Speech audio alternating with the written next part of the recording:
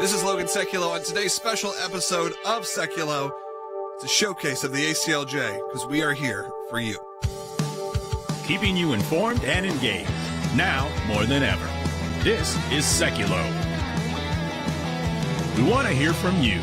Share and post your comments or call 1-800-684-3110.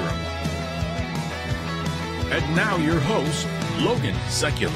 Welcome to Seculo. This is Logan Seculo. Will Haynes joining me in studio as well. Today's a very special episode. We are live, so if you want to call in, 1-800-684-3110, 1-800-684-3110. Because as I said yesterday, we were putting together the show and telling you all about the work of the ACLJ. I really want to showcase our legal work and what we're doing, not just in the big, grand, global scale, but what we are also doing for you, the American people who are watching right now, people around the world, actually. I know there's a lot of people on social media, Facebook, YouTube, who watch from all over the world, and we have offices all over the world. There are ACLJ or ACLJ affiliated offices.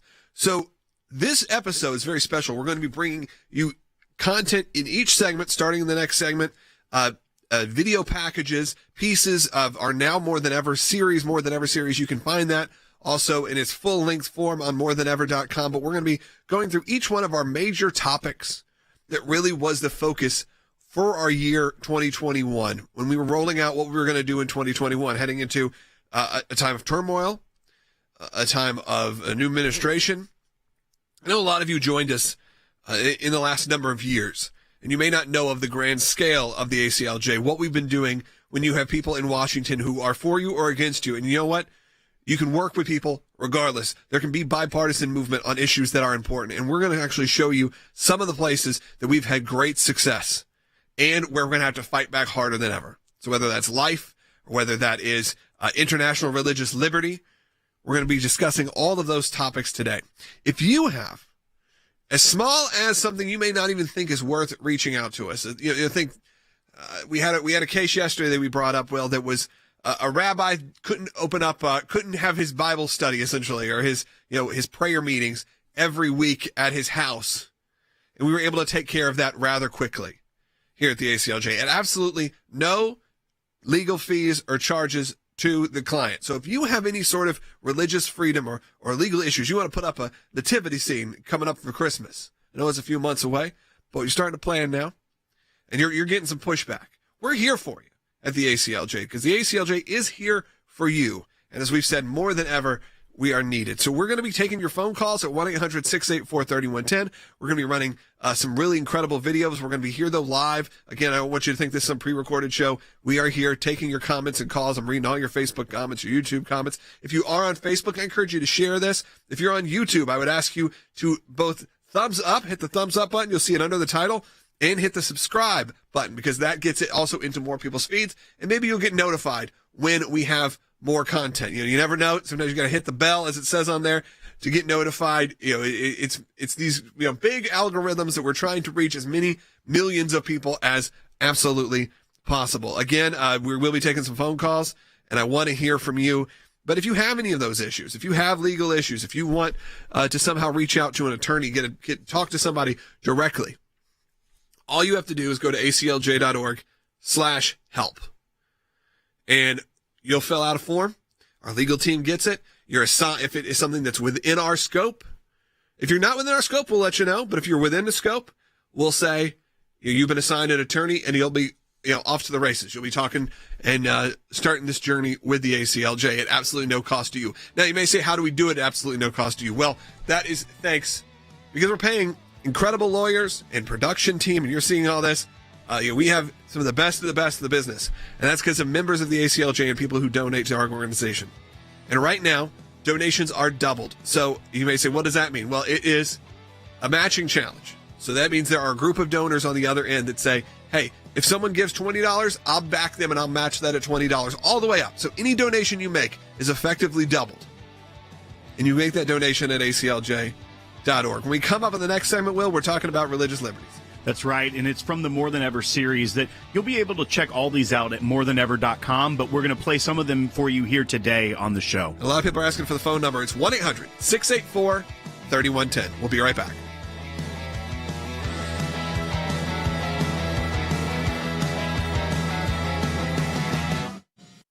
In my time in service, both as the CIA director and as Secretary of State, I watched the good work that the ACLJ was doing here in the States and all across the world. The ACLJ's work at the UN, overseas with the European Court of Justice, is incredibly important. We have on our team lawyers, non-lawyers as well, that are policy experts. They're all engaged in foreign policy issues. We have been focused on protecting the nation state of Israel, particularly before the United Nations. We don't shy away from the battles that are going on at the UN and just complain about them. We actually try to go in and do something positive and actually affect change. The risk of an incomplete or unsolid relationship within the United States of America and Israel is real. Israel is very important to the ACLJ, and we will always fight for Israel's rights. We had a series of cases at the European Court of Human Rights, primarily dealing with religious liberty. And as Secretary of State, I saw this too. Nations that had more religious freedom were on firmer footing. They had better democracies. America has always been the world leader in religious liberties, in freedom of conscience and freedom of speech. We've taken the First Amendment, and that has been our cornerstone.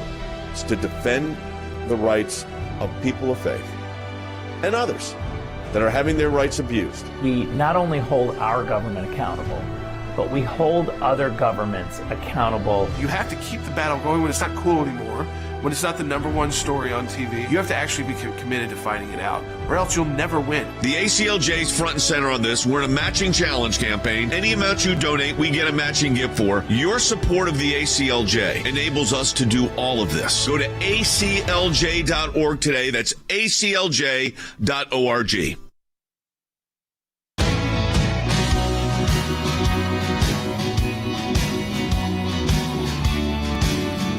Seculo. This next segment is one of our special video presentations from our More Than Ever series, which is available directly on morethanever.com. It's also available on YouTube in its full length, but I want to show our amazing team put together these pieces that really shows you the grand scope of the ACLJ and not only the work that we're doing domestically, but the work we're doing internationally. And again, if you need legal help, go to aclj.org/help, fill out the legal help form. Someone will be in touch with you very soon. But let's go to this. This is our first edition of More Than Ever today. This is our special on religious liberty. People will not probably know this, but you represent Pastor Brunson. We thought that there was going to be a breakthrough, and then it went quiet. Turkey should not get away with holding my father one more day. Right now, a mid-state pastor's family is fighting to bring him home. This wouldn't have happened if they didn't know he was a Christian. The ACLJ has a long and distinguished history in fighting for religious liberty.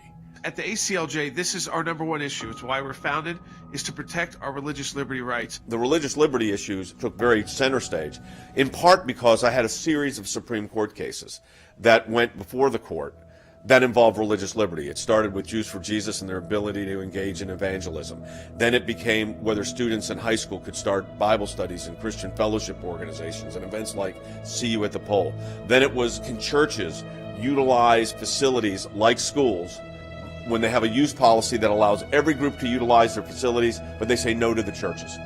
So we had this series of victories that kind of set us up as the religious liberty team. One of the things that we do at the ACLJ and that we have done for decades is to advocate and represent Christian organizations, whether it be churches or nonprofits. The ACLJ's role with respect to religious liberty has been recently emphasized by the authoritarian decision-making of many state governors.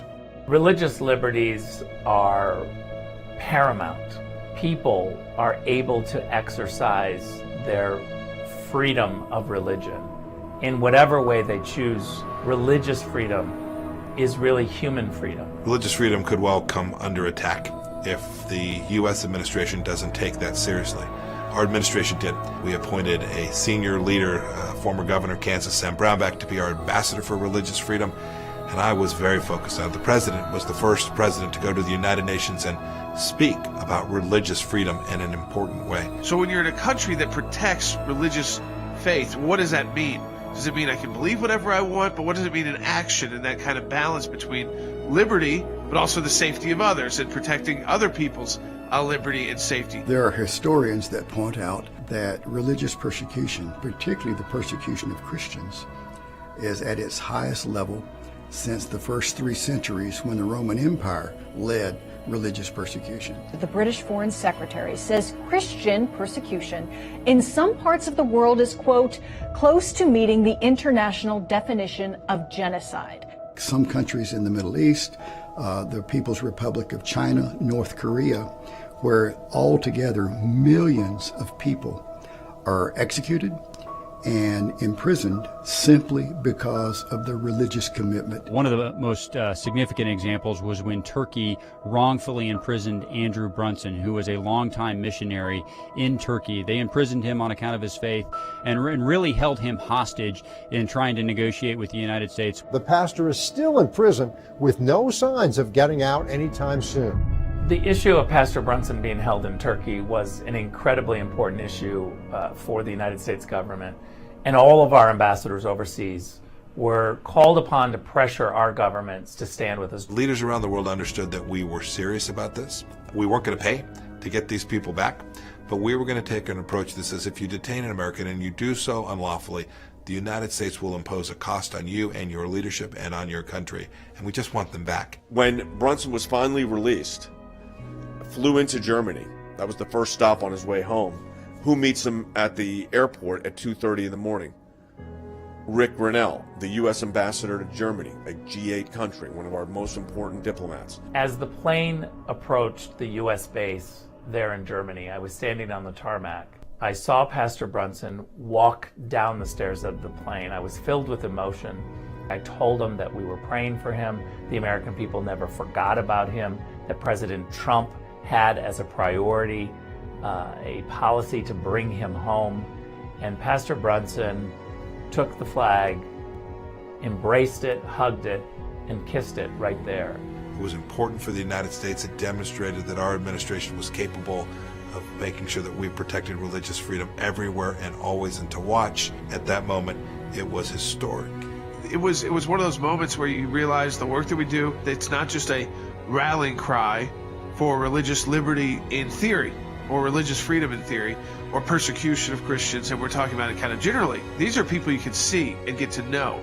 The success we had with Pastor Brunson had a lot to do with the Trump administration. I do believe that it will be harder when we have an administration that is not as focused on American citizens as the Trump administration, getting those successes like we had with Pastor Brunson or Pastor Nairn. We also had a case out of India, where India is an ally of the United States. And we had Pastor Nairn from Tennessee, was picked up, held for months. It was bogus charges. He was bringing in resources for churches, and they said he was, laundering money. And this was money for churches in the area. He'd been doing this for years. Again, working with the administration, working with the Secretary of State, we were able to ultimately see his release. One of the customs guys made it simple to understand. He said, we have been ordered by the central government to crush Christianity, to stop you Americans from bringing money here, and to eliminate Christianity. And we're going to do that. The Obama administration, if there was someone imprisoned abroad, you had to beg, you had to go to congressional hearings. I'm thankful for those members of Congress who would host those hearings, but you had to do with tons of media and go on TV and kind of embarrass the administration into taking any action.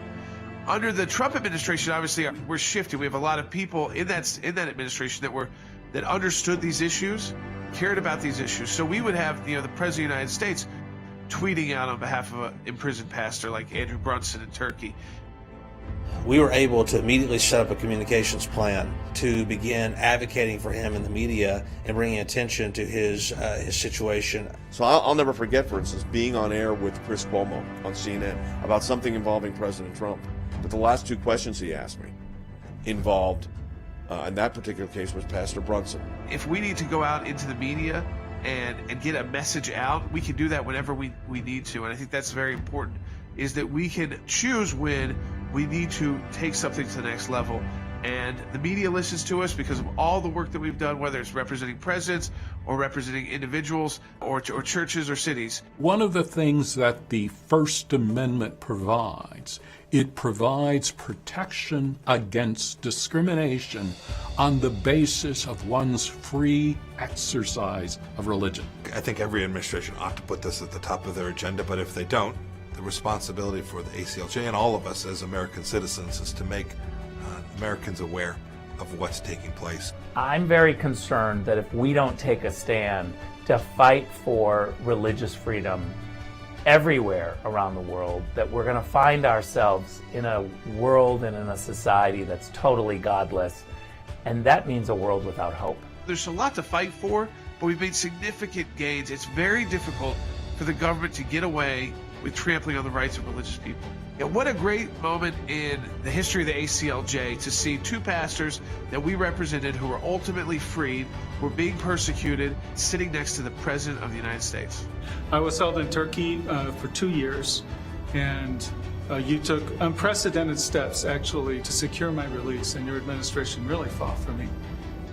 I'm Brian Aaron. Spent an unexpected trip there in India. I was not going to India. I was going through India to Nepal, where I've been working for the last 18 years. But on behalf of my family and myself, thank you, President Trump, for getting us out and getting us home. On the topic of Christian persecution internationally, the ACLJ is needed now more than ever. That is part of the ACLJ. We are here for you. There'll be another video that's going to be rolling in the next segment, which is all about government accountability, something that I know a lot of you probably are pretty interested in right now in these sort of uncertain times. So we're going to be taking those, playing that in the next segment. If you have a question or comment related to what you just saw, what's coming up, or anything really related to the work of the ACLJ, give us a call at 1-800-684-3110. Again, about the work of the ACLJ. That's what we want to fill our phone lines up with today. So give us a call, 1-800-684-3110. I see a lot of you commenting on Facebook, a lot of you commenting on YouTube. But we'll be back in just a moment. We're going to break here this minute. I do want to encourage you, if you saw that last video, to support the work of the ACLJ. And you can do that, Will, by going to the website, going to aclj.org. Very simple. That's right. And I also want to piggyback off something you said, where you see that video and you see the complexity of some of those cases where it's internationally the discussions and things to get these pastors out. But it also goes back to, if you're having an issue in your local community where you feel like there is persecution against your church or some sort of discrimination against the way that your church is able to operate, you can go to aclj.org/help and you can fill out the contact form there. Or you can also go and support the work at aclj.org. You can donate there, and we are in a matching challenge right now, so every gift is doubled. That's right. Every gift's doubled. If you give $10 or some other incredible member of the ACLJ on the other end who decided they're going to match all donations that come in, a group of them, and that's at aclj.org. We'll be right back with the next segment of More Than Ever, Government Accountability. We'll be right back. I was at a board meeting at Jews for Jesus, and the executive director said, we've got a case. The Supreme Court had just granted review. It was about literature distribution at airports. We wanted to have the Bible study meet in the school, but it turned into a problem when the principal said, no, you can't have it. I told her that I wanted to sing Noel, and she said, the principal said that we can't have anything to do with Christ in our songs. We marched around the country defending evangelism in Chicago, in Boston, in New York, Atlanta, Texas, Southern California, Northern California, and points in between. We got a letter one evening from the IRS saying they wanted all this information that we all knew immediately was not right. How do you fight the government? How do you fight the IRS? Tea Party groups say they're being targeted by the Internal Revenue Service, and they're enlisting the aid of the American Center for Law and Justice. They were trying to shut groups down that they disagreed with. This was very, very serious. The federal courts do not need to become monitors of state trespass actions, and that's all this is. We were looking for the right to speak our minds and our consciences, and we won that right today. Religious persecution is a situation where your life is literally put in jeopardy simply because of what you believe. Can you help? Can you do something? He's on death row. and so we launched an international campaign. His freedom now rests solely on diplomatic efforts by the United States government and world leaders dedicated to human rights. The release of Andrew Brunson. He is the American evangelical from North Carolina, held in Turkey for more than 2 years. There was an Air Force plane that came from Germany that had been on standby. We're flying and they finally left Turkish airspace. It's like, okay, we're really out of Turkey and free again.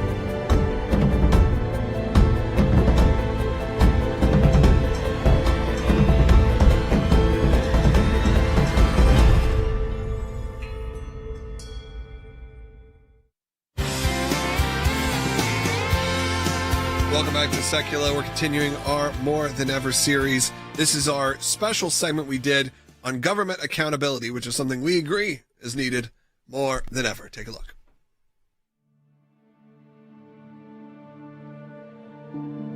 You often hear the term deep state, and people wonder, well, what does the deep state mean? What does that mean? It reminds me of a priest who once said to me, "Parish councils come and go, but I remain." The elected representatives of the people move along, but there is someone who's always there, and in this case, it's the bureaucrats in Washington, D.C. The deep state has been a puzzling and difficult to deal with problem, and it's been a problem for the last 30 to 40 years. I mean, the current fight that we're seeing right now with the deep state and our FOIA practice, our government accountability project, is something that really began back in 2011, 2012. So one of the largest lawsuits we've ever had is our case against the IRS.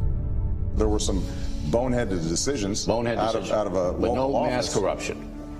Not even mass corruption, not even a smidgen of corruption. What created the need for our government accountability project was the IRS cases.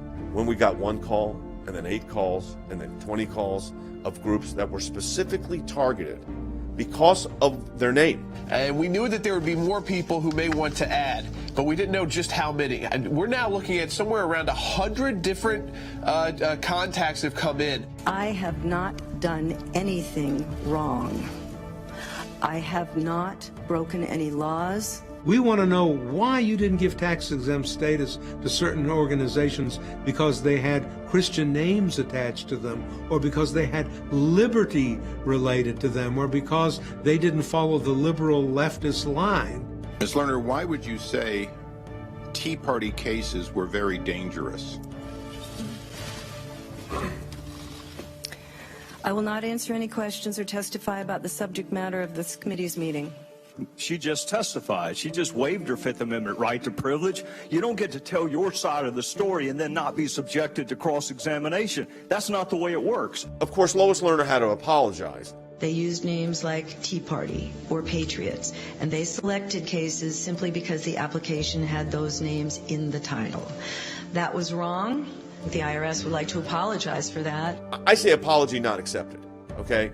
So we wanted action. An apology was not enough. We wanted the IRS to stop its practices. A lot of attorneys would probably tell them, just go along with the IRS wants, or stop what you're doing. This isn't worth fighting. We took on the Internal Revenue Service. That was pretty unheard of. Nobody did a direct challenge to the IRS because of the way they were enforcing laws, regulations, and policy. Jeff Sessions settles several lawsuits with the Tea Party and other conservative groups targeted by the IRS back in 2010 under then leader Lois Lerner. Currently, there are pieces of legislation that want to re-empower the IRS, but it's actually legislation that would protect IRS officials, and it would actually make it legal. There is a move right now in Congress to undo the very victory we had in court, including the decree, the consent decree, that the IRS executed, and allow these bureaucratic deep state operatives to go after conservative organizations. The best way to define the deep state is to indicate that it is a permanent bureaucracy within government with its own independent agenda. And it does not necessarily see that it is bound by the rule of law. They don't do what the elected public wants them to do. They do what in their mind is the thing that is appropriate to do. And it can actually trample on the constitutional rights of the average American. Transparency is key to any democracy.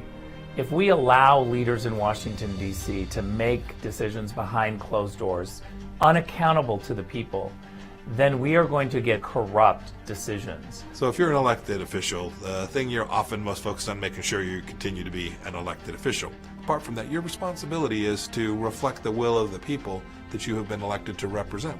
We started years ago after the victory with the IRS case, a government accountability project, where we have expanded in a great way our FOIA practice. We believe that our government officials should be held accountable. One of the best protections that we have as the American people is the ability to participate in the government process, and one of the best tools is called the Freedom of Information Act, or FOIA. This is a law that says since we are a government of the people, that we have a right to see how our government is functioning. And so with FOIA requests, you rarely receive the documents that you actually ask for. So what we do when we see that is we say, fine, you don't want to give it to us, perhaps a judge will give it to us.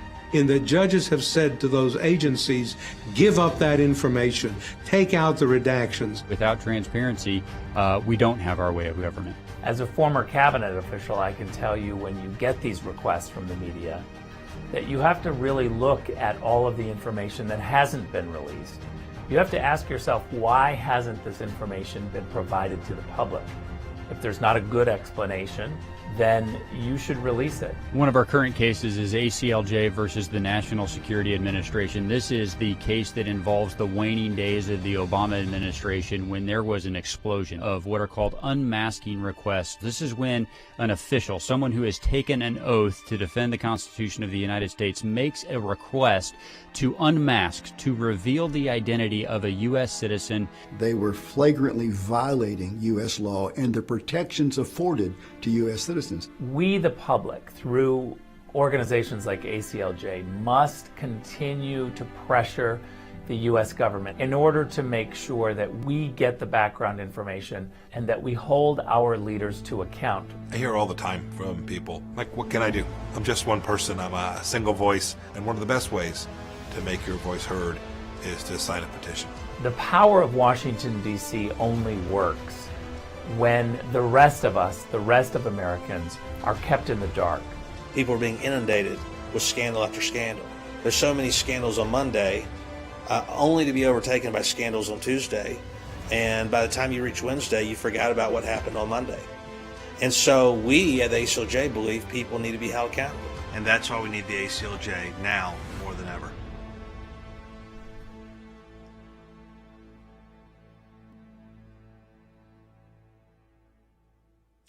Welcome back. So we have another segment coming up. For those who only get the first half hour of Seculo, I encourage you to continue watching and listening for the second half hour, available right now on Facebook, on YouTube, or on ACLJ.org. We're broadcasting there directly right now.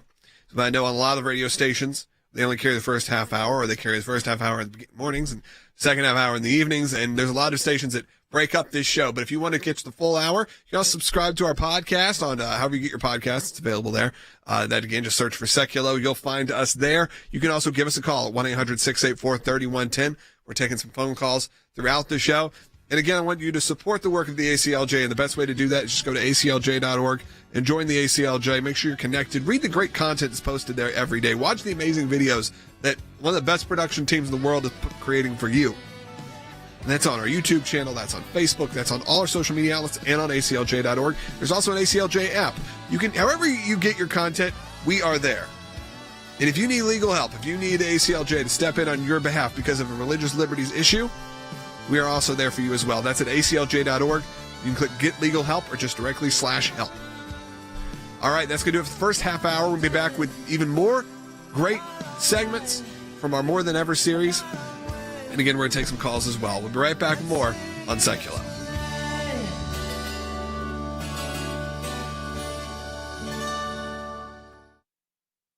Here's what I want to say to our ACLJ members, or for those of you that enjoy watching this broadcast. Whether it is going after the deep state, whether it is litigation that we're engaged in, whether it is defending the persecuted church and getting individuals out of prison because of their faith in other countries, whether it's training lawyers to fight for religious liberty, not just here in the United States, but around the globe. Whether it is producing a daily, 5 days a week, 1 hour live television and radio broadcast heard on thousands of radio stations, on TV platforms, on social media platforms. Your support of the ACLJ enables us to do all of this. We want to encourage you to support the work of the ACLJ. And when you do that, you're supporting our production teams, our videos, whether it's that kind of production and other things that we are working on. The ACLJ is front and center on this. We're in a matching challenge campaign. Any amount you donate, we get a matching gift for. Go to ACLJ.org today. That's ACLJ.org.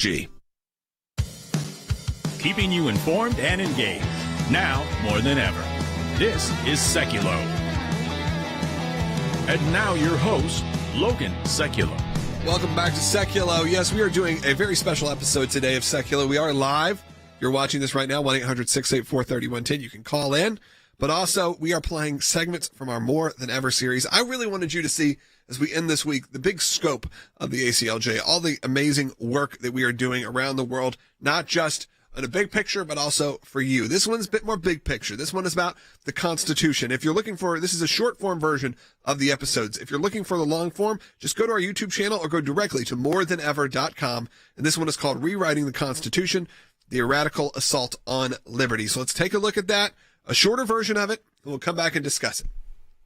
The ACLJ is an organization dedicated to the defense of constitutional liberties secured by law. We founded our organization on the idea that the First Amendment meant what it said. So we've taken the First Amendment, and that has been our cornerstone. So right now, I think it's critical that as Americans, we understand our Constitution, understand the rights that we have, but also the rights that we have to protect. It is the anchor and the guide by which all of the other legislation that is passed is tested. Our goal has always been to make sure that every administration upholds the Constitution. We believe that the Constitution's words mean what they say, and we don't believe it's a breathing, living document that can change on a whim. There's a way to change the Constitution. It's called a constitutional amendment. I think this last year of the COVID shutdown and Zoom school, it's really reminded Americans that our freedoms are at stake. I think maybe the most egregious example was in the state of California, where Governor Newsom actually enacted a ban on singing and chanting inside churches. One of the ways of changing the rules is simply by changing judges. One of the things that's been in the news with the change of presidential administrations is whether or not to increase the number of members of the United States Supreme Court. Joe Biden ran on the idea that court packing might be okay, even though he said he'd hated the idea of it, years ago. President Biden is now determined to politicize the Supreme Court of the United States. What progressives are trying to do is to rewrite the Constitution by increasing the number of Supreme Court justices who sit. I think that the fight that the ACLJ is doing to protect the Constitution is incredibly important. The ACLJ is ready to fight. I think at this time period, what we're living through right now, the ACLJ is needed now more than ever. Again, the full-length video of that, the Rewriting the Constitution, is available on morethanever.com. I do see some people commenting on Facebook right now, and yes, we do read your comments, that are asking about the matching challenge, how that works, and when it ends. So it is for the whole month of August, but that shouldn't stop you from doing it today. So I encourage you to go to aclj.org. If you don't understand the matching challenge, what it means is there's a group of ACLJ members, incredible members, that are there to match any donation that is made. So if your donation is $20, let's say, there's another member said, if someone else donates $20, I'll be there to match that $20. So it effectively doubles the impact of your work. You may watch this incredible production that we do every day. You may see our legal work that we're doing. You just watched that video on what we're doing around the world. You got Mike Pompeo, you got Rick Grinnell, you got this incredible team here. None of this comes at no cost, but it's no cost to you. But because of our supporters, we're able to do it. So if you have the means and you have the want to support the work of the ACLJ, I encourage you to do that, specifically in these matching challenge months. That's at aclj.org. Go take a look at there. /donate if you want to go directly to it, but you'll find it on the main page. You also can just find incredible content. I try to push that as much as possible because I don't know if people understand well the scope of the content that's available on our website. This isn't a stagnant page. It is updated every day, multiple times a day by some of the top minds in law and in society. That's right. And as you mentioned, it's a broad scope of what we cover, what we engage on as far as the website, so you can get information about things that are happening around the world, or if it's happening in a town where a local pastor is having the government of the city tell them they can't operate as the church. So go to aclj.org, find out all of this information there, and participate in the matching challenge as well. That's right. All right, we're back with another segment for More Than Ever as we continue on this very special episode of why the ACLJ is here for you and how we will continue to be here for you as much as we can. We're available to you. Just go to aclj.org/help to get legal help today. Thanks to your support of the ACLJ, we have had many victories. The report is coming out. It shows that not only did Tea Party groups get more scrutiny, but so did a host of other conservative groups. It was something that no one could believe our government was even capable of doing, and now they were admitting it. It's one of the most significant wins in the ACLJ's history. To take on the IRS and win, for the ACLJ, life has always been a top issue. Barbara, I am here at this site because there are thousands of people and millions across America that say abortion's murder. When you're fighting for the life of the unborn, you're on the right side of history, you're on the right side of law. These are young people in their 20s and 30s that are doing this, are fighting for life to beat back the abortion juggernaut. It's very important that we remain hopeful that the courts that the Trump administration was able to impact will give us good rulings that are based in law and sound reasoning. This is one of the social issues we're winning. There are historians that point out that religious persecution is at its highest level since the first 3 centuries when the Roman Empire led religious persecution. A mid-state pastor's family is fighting to bring him home. We are getting my husband after 7.5 months.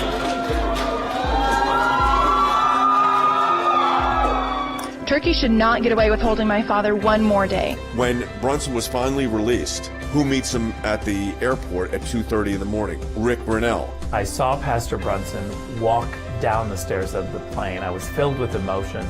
I told him that we were praying for him. The American people never forgot about him. I'm thankful, I'm grateful, and actually I'm astounded. We need your help as we continue this work here in the United States and around the world. Join the matching challenge today, and your tax-deductible donation will be doubled.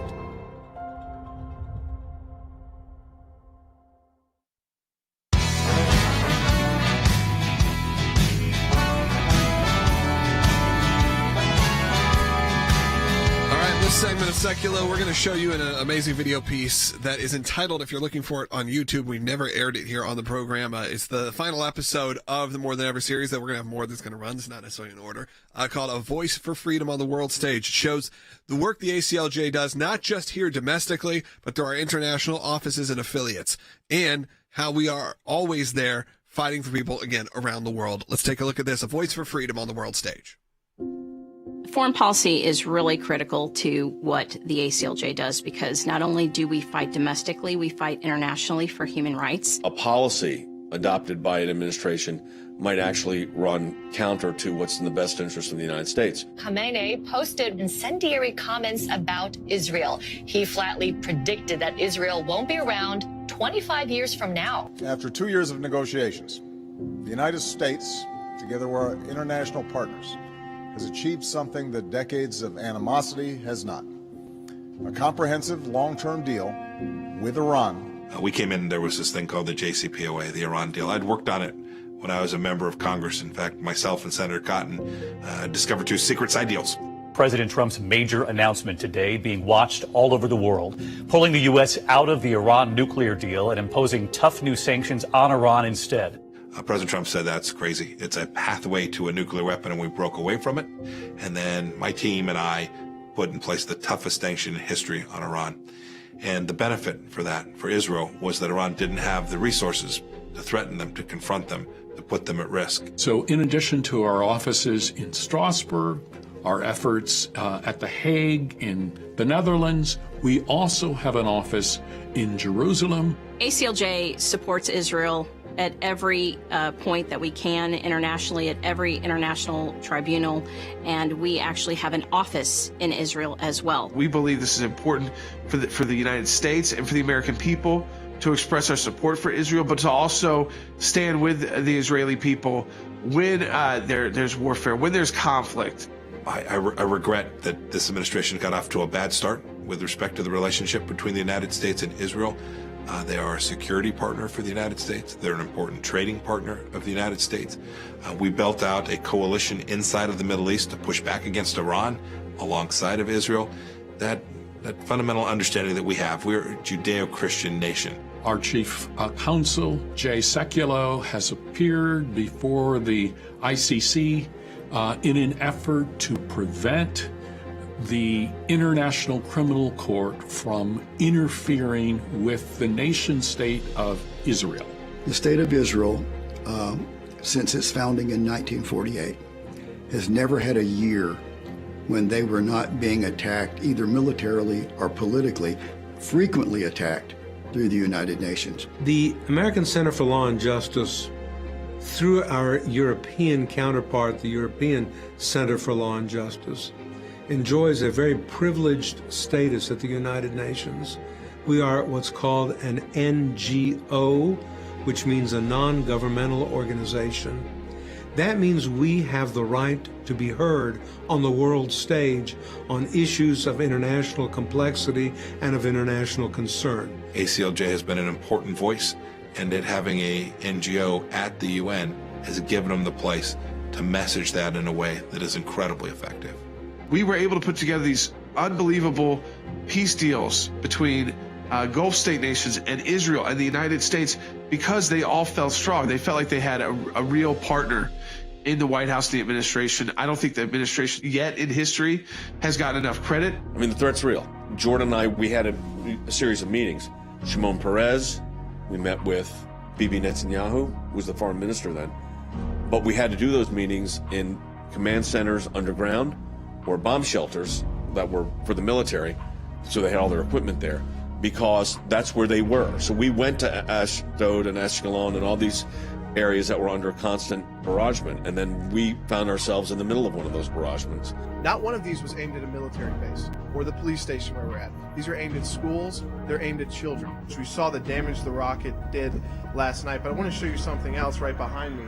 This is what the Israeli government has built for many of the citizens civilians here in Sderot, and you see the damage one of those rockets can do in the middle of night in a civilian neighborhood. Jordan and another member of our team was actually outside talking to some of our staff, and incoming rockets came. They had 14 seconds to get from where they were to another area.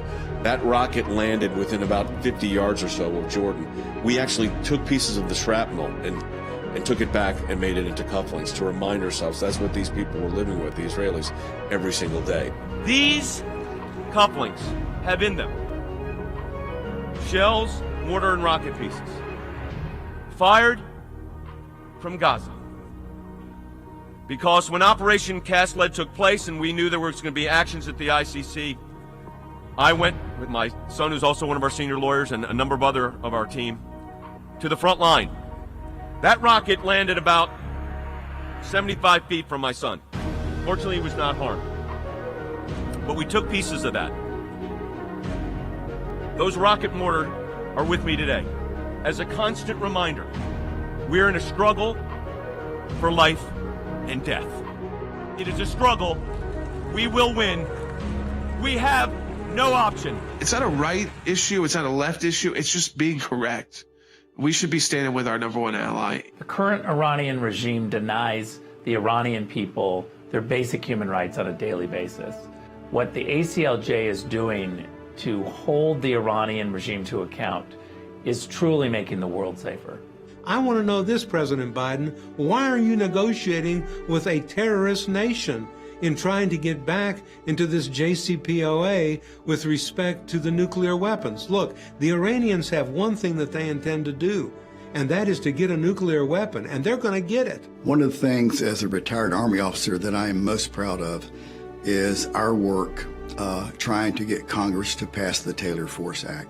Taylor Force was a West Point grad and a student at my alma mater, Vanderbilt University. When visiting in Israel, he was killed by a Palestinian terrorist. The Palestinian Authority will pay that terrorist who committed the murder or the attempted murder, if he or she survives, they will give them a reward for their work. The American taxpayer was actually subsidizing those heinous acts by the Palestinian Authority. We were giving funding under the guise of economic support. We don't give money to people to use that for non-humanitarian purposes. With Biden's international policy, he seems to embrace foreign countries more than we saw under the Trump administration. It's a little bit ironic that the rest of the world does not think that America first should be the policy that America puts forward when every other nation of the world approaches the world negotiating table this way. So America First was designed centrally to secure American freedom. We all knew. We swore an oath to the Constitution to protect and defend the United States of America. It didn't mean America alone. America has always been a leader in the world, since World War II certainly, the world leader in religious liberties, in freedom of conscience, in freedom of speech, in freedom of religion, and freedom of expression. You look at the last couple of years of the Trump administration, you had a whole reshaping of the Middle East. The Abraham Accords, unheard of. Who would have thought that all these Arab countries would be signing peace agreements with Israel? There'd be trade agreements, peace agreements, tourism agreements. Incredible. Reshape the Middle East. And then a lot of that happened because President Trump agreed to move the embassy from Tel Aviv to Jerusalem, which had been authorized since 1995. But no president, Republican or Democrat, had the guts to do it. It was President Trump who said, I think we're obsessing over, can we get peace between Palestinians and Israelis? What about everybody else? I spent 8 years at the United Nations, and I spent more than 2 years overseas as America's ambassador to Germany. I can tell you that the ACLJ's work at the UN, overseas with the European Court of Justice, is incredibly important. So I saw this in my time in service, both as the CIA director and as Secretary of State. I watched the good work that the ACLJ was doing here in the States and all across the world, using every tool available to deliver good outcomes for the American people. All right, that was our special episode of Voice for Freedom on the World Stage, and is also available, as all these episodes are, of this great series on morethanever.com. Or if you're watching on YouTube, they're all available on YouTube. There's a playlist for More Than Ever. You can watch the whole series. It's a 6-episode series that we released over the last couple months, and it's really worth watching, taking time. I appreciate everyone who is watching right now on social media. You share this with your friends. Let them know about the work of the ACLJ. You know, we do work that's on the world stage, and we do work that is on the most domestic, local, coming into your neighborhood and helping you out with your own local church or your Bible study or whatever you need. In our scope we try to show you, again, the very wide scope of the ACLJ in terms of who we're working with, from world leaders to people on the very local level.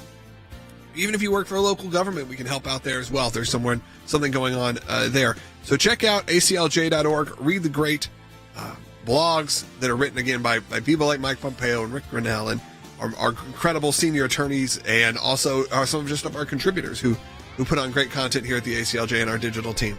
Sign the petitions, get involved. Again, we appreciate it.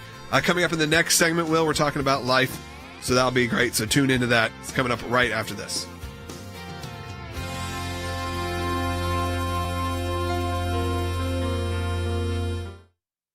For 30 years, the American Center for Law and Justice has been dedicated to protecting your religious and constitutional freedoms. Because of you, we've seen great success in the courts and Congress concerning the issues that matter most to you and your families. ACLJ Chief Counsel Jay Sekulow. Our decades-long commitment to the Constitution and the rule of law is at the center of everything we do. The bottom line, our work could not take place without your generous support. It's a critical time for our nation and our world. With so many challenges facing our country, the work of the American Center for Law and Justice has never been more important.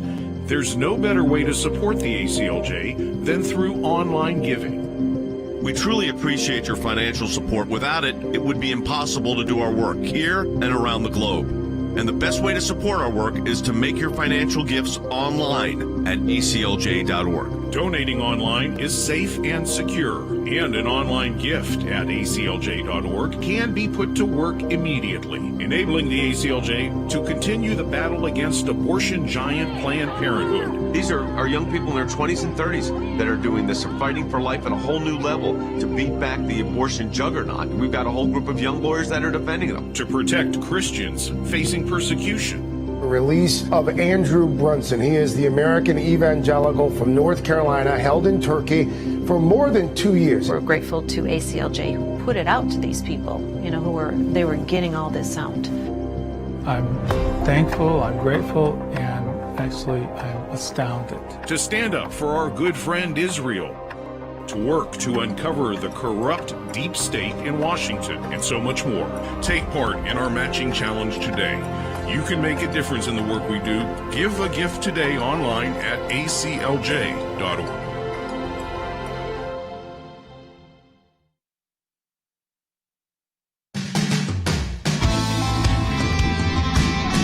Welcome back to our very special ACLJ is Here For You edition of Seculo.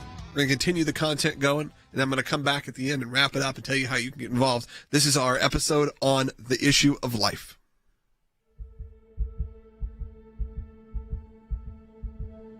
For the American Center for Law and Justice, for the ACLJ, life has always been a top issue since our founding. Barbara, I am here at this site because your office asked me to come here. You all wanted the dramatic effect. You got it. There are thousands of people and millions across America that disagree, that say abortion's murder. And the fact of the matter is, what this case is all about are people speaking out. The two core issues for us at the American Center for Law and Justice, 100%, of course, number one, religious liberty. And the second issue, which I think is core to the ACLJ's mission and so important to us since our founding, is the fight for life, the fight for the unborn. The ACLJ has always been at the forefront of fighting for life, whether that is defunding Planned Parenthood or supporting clinics that come alongside the mother and support the mother through the entire pregnancy. When you talk about the defense of innocent preborn life, I really think this sits at the very center of everything that ACLJ does. It's a fundamental issue for the ACLJ. Either the unborn child is a human being or they're not. If you can't agree on life and the right for everyone to have a chance to live, then everything else really doesn't matter. This has been a very, very difficult issue, in part because the ACLJ has had to deal with progressives. During the Trump administration, we had a lot of success on defunding Planned Parenthood. They reinstated the Mexico City policy so that U.S. taxpayer dollars were not going to foreign organizations that were funding abortion. But that's all been changed now. The Biden administration has effectively ended the Mexico City policy. And what the Mexico City policy did was to forbid American aid going to countries where they would use U.S. taxpayer dollars to perform abortions. We all have to work really hard to ensure that no American taxpayer dollar ever goes to underwrite an abortion and to stop funding from going to abortions anywhere in the world. This has been a key part of America's stance for life, for the value of human life, for morality itself. The Biden administration has appointed Xavier Becerra, a radical pro-abortion individual. So the HHS Secretary, former Attorney General of California, who's also a congressman, Javier Becerra, is up to become the nominee. He is now the Secretary of Health and Human Services. And he gets asked about his vote on partial birth abortion. I will tell you that when I come to these issues, I understand that we may not always agree on where to go, but I think we can find some common ground on these issues. I think for all of us, when it comes to partially delivering a child and then killing it, there's no common ground. The HHS Secretary is the most pro-abortion HHS Secretary, Health and Human Services, in our nation's history. He tried to shut down and silence crisis pregnancy centers. He tried to make crisis pregnancy centers advertise where the abortions will be performed in the state of California. We've seen that the Biden administration is completely sold out to the pro-abortion movement. We've seen that with ties to Planned Parenthood. We've seen that with funds funneling into abortion. We've seen that with appointments that President Biden has made. I support a woman's right to choose. I support it's a constitutional right. I've supported it. I will continue to support it. And I will, in fact, move as president to see to that the Congress legislates that. It starts here at home with the United States government, holding them accountable, holding the Biden administration accountable so that all Americans are able to have faith in their government. People think, well, if Republicans are in charge, then, it's the Republican Party platform is pro-life, so it would be easy to defund Planned Parenthood. But that's not really how Congress works. Not every Republican is as pro-life. When you have a pro-life president in office controlling the executive agencies, that's where you can really see some movement. And we saw that under President Trump. Now, here's the good news. They are setting policy, and that gives us the opportunity to go to court to challenge those policies. And we have a conservative Supreme Court. Now, the great test on how conservative that court is about to happen. We are for life. Life is a precious gift of God. It is a precious gift of the Holy Spirit. It is something that we believe in very deeply and have for decades upon decades. We do not believe in abortion on demand. We do not believe in killing children. If you look back at the whole history of the abortion movement, it is tied in with Margaret Sanger. I think the greatest sin in the world is bringing children into the world that have disease from their parents, that have no chance in the world to be a human being, practically. Delinquents, prisoners, all sorts of things just marked when they're born. And she wanted to shrink the population of the United States and perhaps of other Western countries, grounded in the perception that certain people are either unfit to live or they are unworthy of life. Life is under attack, and we have to protect the precious, innocent lives that the Biden administration deems unworthy. So there's two main issues, too, in the fight for life that we're working on right now at the ACLJ. One is we're seeing the refunding of Planned Parenthood. When Planned Parenthood gets more money, they get more powerful. And when they get more powerful, Planned Parenthood gets stronger and more aggressive in court. We're having to file more briefs now than ever before. We're in court now more than ever before. We've got a major appeal at the U.S. Court of Appeals from the Ninth Circuit defending those who spoke out for life that have been sued literally by Planned Parenthood and NARAL for simply exposing the fact that these groups were involved, and this is the allegations in the videos, in the sale of human body parts. And they really didn't deny it. They just said it was legal. We take a different view. But they went after the videographers, the reporters, the investigative journalists. The United States is one of only 7 countries in the world that does not restrict abortion at any stage of the pregnancy. That is a list that you do not want to be on. I truly believe that when you're fighting for life, when you're fighting for the life of the unborn, you're on the right side. There's no way to quantify how many people are alive today because of the work of the American Center for Law and Justice just on this issue alone. I'll never forget my brother-in-law, who's a radiologist, said the technology will get so good, the imaging will be so great, that when you see the child at 8 weeks, 10 weeks, whatever it might be, there's going to be no debate that this is a human being, this is a person. And that is absolutely correct.